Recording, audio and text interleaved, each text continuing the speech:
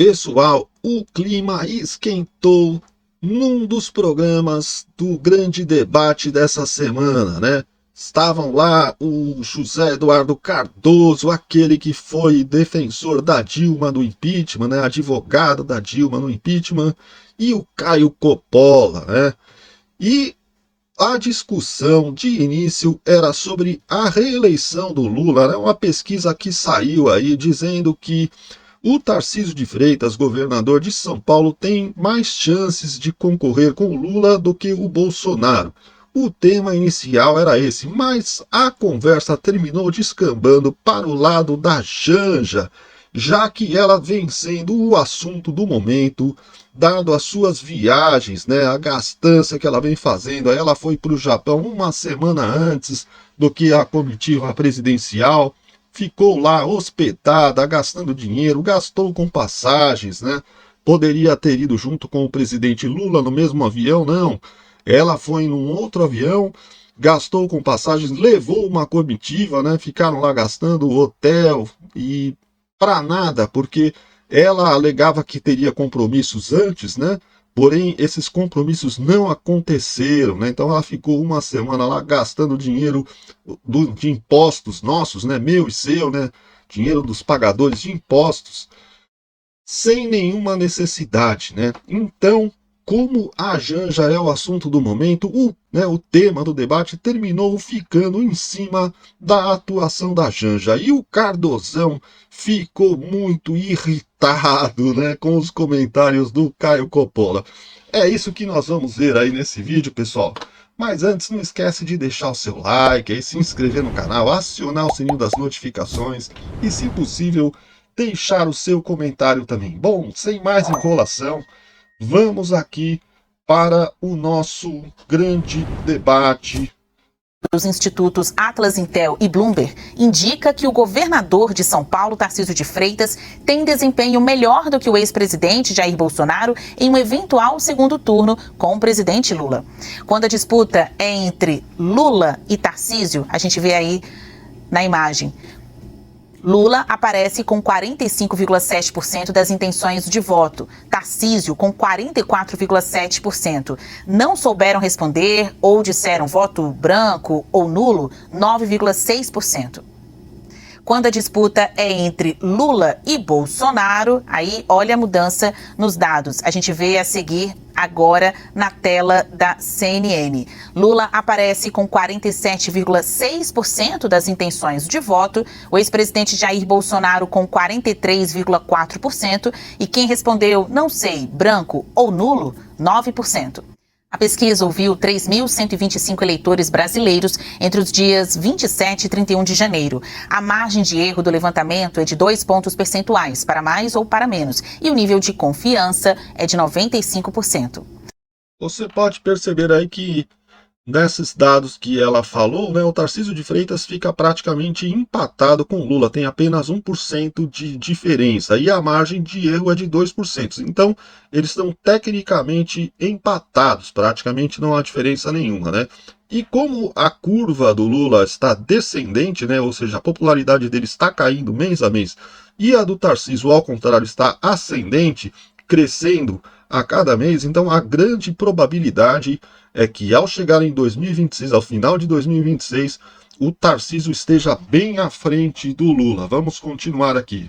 Agora a gente vai abrir o nosso debate, começando hoje pelo Cardoso. Tudo bem? Boa noite, Cardoso. Quem, na sua percepção, é mais forte nessa disputa contra Lula? Tarcísio ou Bolsonaro? E, claro, olhando para um possível segundo turno. Olá, Basílio, olá, Caio. Eu estava vendo essa matéria e estava me lembrando, há muitos anos atrás, me recordo que nós tínhamos um candidato a governador de São Paulo, com quem eu tinha uma relação de trocar salas de aula, que foi o ex-governador Luiz Antônio Fleury Filho. E num dado momento saiu a pesquisa, faltavam 6 meses para a eleição, e tinha 3% do eleitorado, e os outros candidatos estavam com 20, 25. E aí as pessoas perguntavam para ele, não, eu vou virar. E ele mesmo falou, será que eu consigo chegar? Eu falei, olha, é difícil, né? Com 2%, os outros têm 30%, faltam 6 meses para a eleição. E eis que ele ganhou a eleição. Ou seja, eleição, a gente tem que medir, e só pode falar em quem é forte, quem é fraco, ao longo de um processo, quando já se avizinha o momento das urnas. É muito cedo para se falar qualquer coisa. Lula pode subir, Lula pode cair. Tarcísio pode subir, Tarcísio pode cair.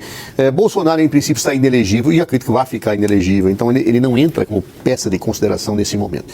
Então, acho muito curioso que hoje a gente esteja discutindo uma coisa tão antecipadamente, firmando prognósticos, né? Acho muito pouco crível que esse cenário vá se confirmar até lá, sem mudanças.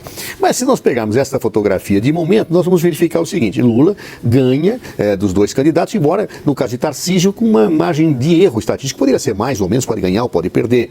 Bolsonaro já está um pouquinho aquém da margem de erro, o que mostra seguramente que o Brasil, primeiro, ainda continua passando por uma polarização semelhante ao processo eleitoral anterior.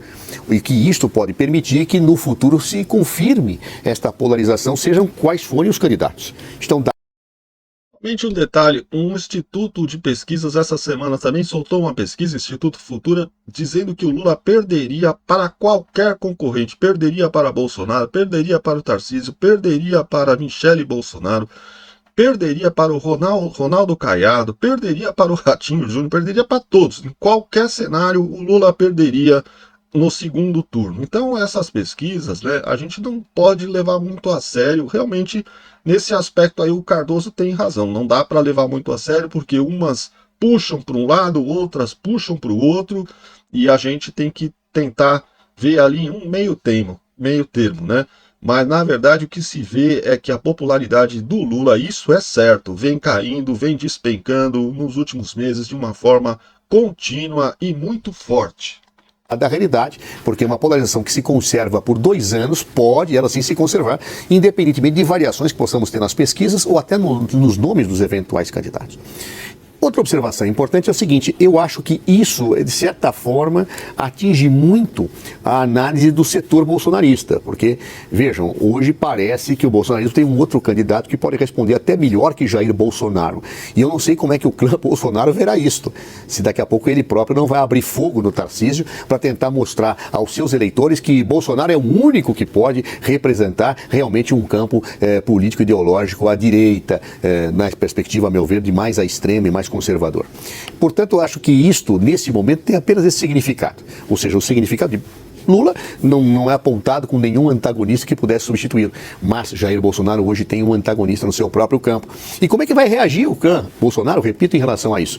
Não sei não, se Tarcísio não começar a apanhar daqui para frente dos seus próprios aliados, ou seja, o chamado fogo amigo, que procurará talvez atingir Tarcísio para poder dizer que Bolsonaro deve ser anistiado, que Bolsonaro deve ser a única alternativa de sucesso para o campo da extrema-direita. A ver. Ô Paula, pela resposta do Cardoso, já que o Lula não indica aí nas suas palavras, nem nas entrelinhas, um sucessor, ele deve ser o candidato do campo progressista, de esquerda. Mas do lado da direita tem várias opções, né?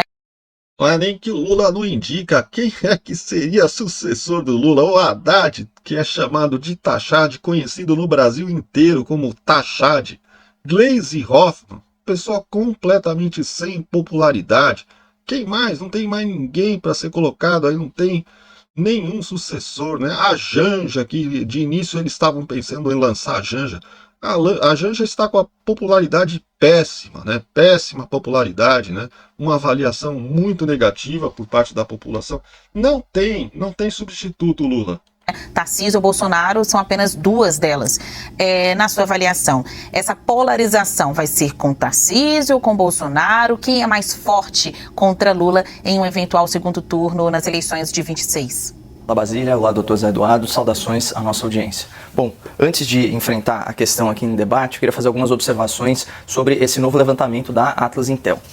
Além de aferir aí a intenção de voto nos potenciais candidatos para 2026, o Instituto também pesquisou a percepção dos eleitores em relação a figuras de destaque na cena política. E o dado que saltou aos olhos aqui foi a desaprovação massiva da primeira-dama, a senhora Rosângela da Silva, vulgo Janja. Olha essa manchete de hoje aqui da CNN Brasil. 58% dos brasileiros têm imagem negativa de Janja.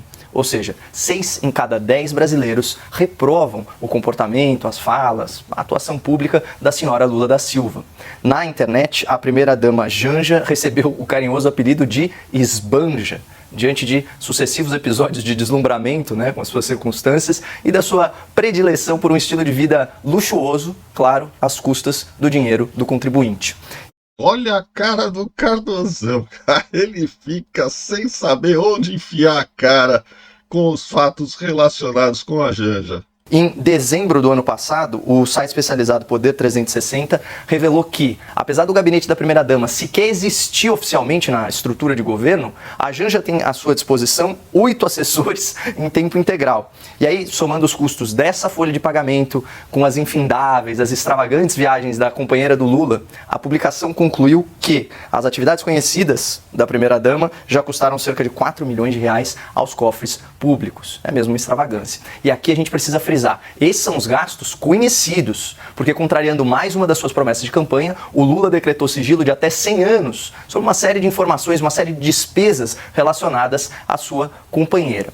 Finalmente, esses atos suspeitos já estão sob investigação do Ministério Público Federal. Mas o fato é que na campanha, o Lula se vendia como um homem casado com a transparência. E no seu mandato, ele está mais para um amante do segredo. Afinal, segundo ele, aspas, na maioria das vezes, os maridos são mais apaixonados pelas amantes do que pelas próprias mulheres. Então, para quem não se lembra, essa fala foi vomitada na presença da senhora Janja e certamente não contribuiu em nada para melhorar a imagem da A cara do Cardozão é impagável. primeira-dama perante o público.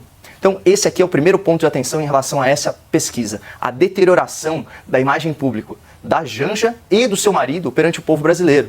E eu digo isso porque, pela primeira vez, segundo esse instituto, a imagem negativa do Lula supera a sua imagem positiva. Na verdade, desde outubro do ano passado, a imagem positiva do Lula despencou 18 pontos percentuais. Pessoal, isso é uma queda vertiginosa. E aqui a gente chega no segundo ponto de atenção, também manchete da CNN. Lula cai e Tarcísio assume melhor saldo de imagem entre políticos. Então, na contramão da impopularidade do presidente petista, o governador de São Paulo vem aumentando o seu grau de conhecimento pela população, fortalecendo a sua imagem e mantendo aí a sua rejeição sob controle. Então, não à toa, como já foi citado, nas simulações de segundo turno contra o Lula, Tarcísio e Bolsonaro estão praticamente empatados com o petista. E aqui é o terceiro ponto. Como, aliás, disse a Basília, diferentemente da esquerda, que tem apenas um único candidato eleitoralmente viável para 2026, e diga-se de passagem, né, um senhor que já está bastante idoso, com perceptíveis limitações físicas, a direita tem 2 candidatos muito competitivos, o Bolsonaro e o Tarcísio, e outros com grande potencial de crescimento ao longo dos próximos meses. É o fenômeno que o Zé Eduardo citou. Poderia falar aqui do Caiado, do Zema, do Ratinho Júnior, do Marçal, do Gustavo Lima. Ou seja, a esquerda está só com um candidato forte, em tendência de queda, enquanto a direita tem vários candidatos fortes, em tendência de alta. Mas só o processo pré-eleitoral, só o processo eleitoral que vai revelar quem é o favorito entre eles. Independentemente do candidato da direita que for para esse segundo turno, Basília, ele vai enfrentar um Lula casado com a Janja, apelidada de Esbanja, e padrinho político do ministro Haddad, apelidado de Tachad. Isso é tudo que uma campanha política sonha. Enfrentar um concorrente com imagem desgastada, que desperdiça dinheiro público e que governou aumentando impostos. Por isso, a direita é franca favorita em 2026. Bom, Cardoso, a pergunta, até na esteira aí da resposta do Coppola, é saber, na sua percepção, se Lula deveria, né, aos 79 anos de idade, deveria tentar a reeleição. Hoje ele está com essa idade, mas a tendência é que, mesmo assim, ele siga adiante com esta candidatura. É considerado um animal político, um dos políticos que mais conhecem o Brasil e é mais conhecido também. Tanto é que vários desses novos nomes enfrentam dificuldade nestas pesquisas de percepção do brasileiro, de intenção de votos, porque são completos desconhecidos. Também tem isso. Faltam 2 anos para as eleições. Você acha que Lula deveria tentar a reeleição?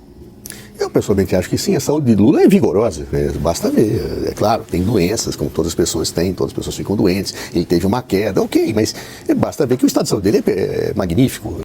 Além do que, não tem outro, né, Cardozão? Tem que meter ele mesmo. Não tem tu, vai tu mesmo, Cardozão. Uma pessoa vigorosa. E não há por que se cogitar em qualquer outra situação. Acho que qualquer crítica a uma pessoa que tem a idade que Lula tem em relação à projeção da sua atuação passa por um etarismo bastante questionável. Também observo alguns detalhes importantes. Vejam, o Tarcísio não tinha um grau de conhecimento. No entanto, a sua rejeição hoje supera a sua aceitação. É um fenômeno. Vejam como os números podem ser vistos de forma diferente. A rejeição de Tarcísio supera a sua aceitação em vários pontos. Ou seja, então ele é um fenômeno de rejeição? Basta alguém ocupar cargos de governo para desenvolver rejeições e aceitações. Lula está no 3º mandato. E um 3º mandato que passou por grande polarização, onde injustamente ele foi preso e acabou sendo atacado duramente. Injustamente não, foi condenado em 3 instâncias por vários juízes, né? Uma condenação correta, ele teve todo o direito de defesa, né? Todo contraditório para que pudesse se defender, e teve a condenação confirmada pelo STF. E depois, numa canetada de um único juiz, ele foi solto da cadeia. Não tem nada de condenação errada aí não. Por setores oposicionistas que procuraram estigmatizar e até hoje procuram fazê-lo ainda, com situações que já foram superadas e vencidas pelo judiciário brasileiro. Ou seja, apesar disto, ele tem uma rejeição que, de certa forma, estava afirmada já antes. Tarcísio não, tem uma rejeição grande e crescendo. Talvez por força destas situações que acontecem em São Paulo, na segurança pública, ou será que ele não é mais rejeitado do que aceito? Pelo menos a pesquisa mostra isso. Então eu não sei como se possa dizer que a rejeição de um governante está sob controle, quando na verdade ela é ascendente desde do partido do seu desconhecimento até hoje, né, em que ele é mais conhecido. Mas isso é muito prematuro, eu acho que é efetivamente prematuro. Falar da primeira-dama Janja, vejam como é curioso, né? Onde a questão da Janja está interferindo com Lula. Não há nenhuma pesquisa que fala isso. Ah, mas ela está sendo muito rejeitada. Claro, ele é alvo de ataques permanentemente, muitos deles machistas. As mulheres são muito atacadas em geral. Muito atacadas. Bastam ter posição política. Um homem, quando tem expressão... Bastou fazer uma crítica contra o posicionamento, contra a atuação de alguma mulher da esquerda, que eles já consideram como um ataque machista, preconceituoso, misógino. Não importa o mau comportamento que aquela pessoa está tendo. Já se você falar mal, você é fascinista, é preconceituoso, é misógino, é tudo aquilo que a gente já sabe. Política e é firme, ele é um estadista. A mulher, quando tem uma posição política e firme, ela é maluca, ela é extravagante, ela é não sei das quantas. Eu não sei, vamos comparar os gastos que dona Michele Bolsonaro teve com os gastos que teve Janja. Vamos comparar, sim, Cardoso. Fazemos questão de comparar, porque nós temos certeza que a Janja está gastando infinitamente mais do que a Michele. Vamos olhar isso, mas isso é importante, é relevante? Bom, vamos ver as atividades que cada uma fez. Então, ou seja, esse tipo de questão que resvala para o campo de uma má avaliação da mulher a priori, como seja uma detração aos maridos, eu acho péssimo isso do ponto de vista real. Vamos discutir o papel que a dona Janja teve, suas posições políticas, vamos.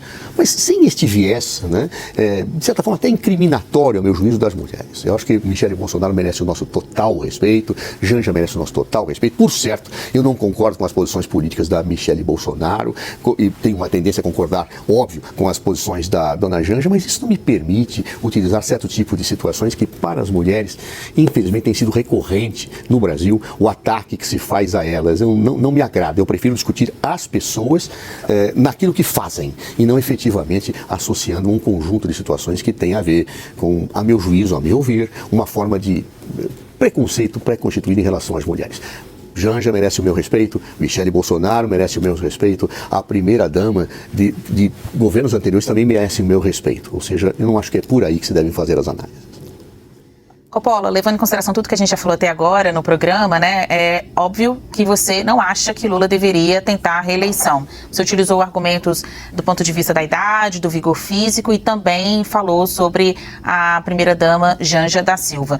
Para além desses argumentos, se possível destacar outras razões, para você, Lula deveria tentar a reeleição em 2026? Pois é, Basília, na verdade é justamente o contrário do que você imaginou. Eu acho que o Lula deveria sim tentar a reeleição. Primeiro, né, puxando aí a brasa para minha sardinha, porque eu acho que seria um adversário fácil de ser derrotado. Né? Quando a gente soma as intenções de voto de muitas pesquisas no espectro da centro-direita, a gente vê uma tendência aí para que isso se consolide no segundo turno. Esse é o primeiro ponto. Depois, porque como eu disse, é um candidato já envelhecido, com ideias ultrapassadas, um governo que aumenta impostos, extremamente impopular. Né? Eu acho que a imagem da primeira-dama, ela afeta sobremaneira a imagem do presidente e do seu governo. especialmente quando a gente está falando de comportamentos. E eu quero deixar isso muito claro, eu estou criticando comportamentos de domínio público. Então, por exemplo, quando a senhora Janja da Silva se comporta de forma bastante indecorosa e xinga, né, empresários que têm grandes contratos aqui com o governo brasileiro e que agora integram o governo americano, obviamente isso repercute na imagem do senhor Lula da Silva. Quando a primeira-dama demonstra nítida insensibilidade com vítimas de desastres naturais e só se comove aí com a situação de um cavalo, isso também insulta a opinião pública e reflete no seu marido. E finalmente, quando você vê sucessivas excursões para destinos de luxo na Europa, aí as expensas do erário custando centenas de milhares de reais, é ingenuidade imaginar que isso, de certa forma, não respingue na imagem do homem que é casado com ela. Até porque, como a gente viu, esses... Tanto respinga que o Lula fez um discurso lá no Vietnã, né? Porque saiu do Japão e foi para o Vietnã, e lá no Vietnã ele fez um discurso defendendo ali as viagens da Janja, tentando justificar as viagens dela e defender e aprovar as viagens dela ali, porque ele sabe que isso está afetando a imagem dele, então está tentando convencer as pessoas de que as viagens da Janja têm alguma importância para o Brasil. Gastos e o sigilo que ele decretou são objeto já de investigação do Ministério Público Federal por falta de transparência. Então eu queria deixar muito claro que foi sugerido aqui que o meu comentário estava eivado de preconceitos, de etarismo, quiçá machismo. Não, eu estou descrevendo comportamentos. Descrevendo comportamentos com base em fatos, eu trouxe até as manchetes do jornal para comprovar isso. Está sim sendo investigada aí por não dar as informações para a imprensa especializada, de fato gastou milhões de reais segundo a opinião pública, desnecessariamente, e não à toa 6 em cada 10 brasileiros não a veem com bons olhos. Então, isso não se trata de preconceito e muito menos de desrespeitar alguém. Agora...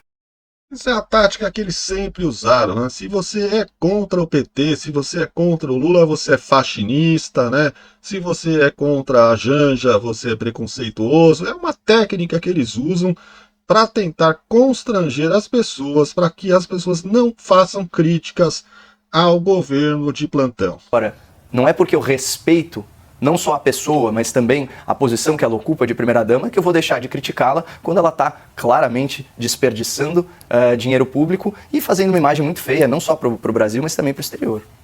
Uma nova pesquisa dos institutos Atlas Intel e Bloomberg. Bom, pessoal, esse foi aí o grande debate. Você viu que o clima ficou meio quente, o Cardozão ficou bastante irritado ali com as críticas à Janja, né?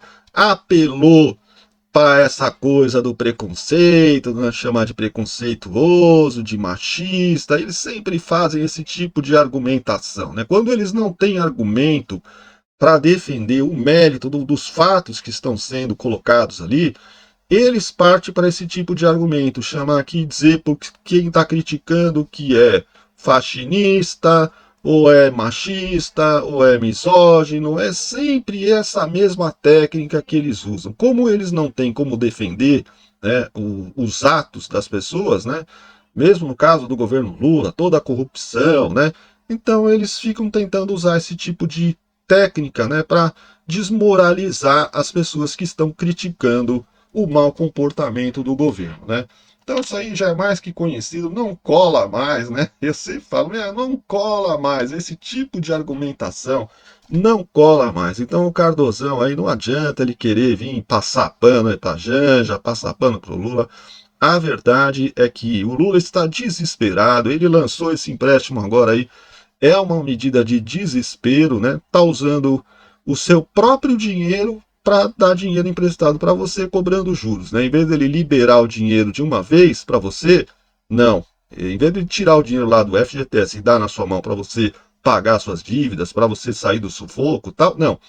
Ele fala para os bancos te emprestar, né? Usando ali um juro um pouco menor do que em outros casos, para parecer que ele está sendo bonzinho, né? E também para poder injetar dinheiro na economia, para parecer que o país está indo bem, quando na verdade está um desastre a economia do Brasil, né? Então, é isso aí, pessoal. Eu vou ficando por aqui, espero que vocês tenham gostado do vídeo. Deixa aí o seu comentário, né? Diga aí o que você está achando de tudo isso. Você concorda aí com com o Caio Coppola ou você concorda com o Cardozão? Quem que você apoia? Você apoia o Lula? Você acha que o Lula vai ganhar? Você acha que o Lula vai perder?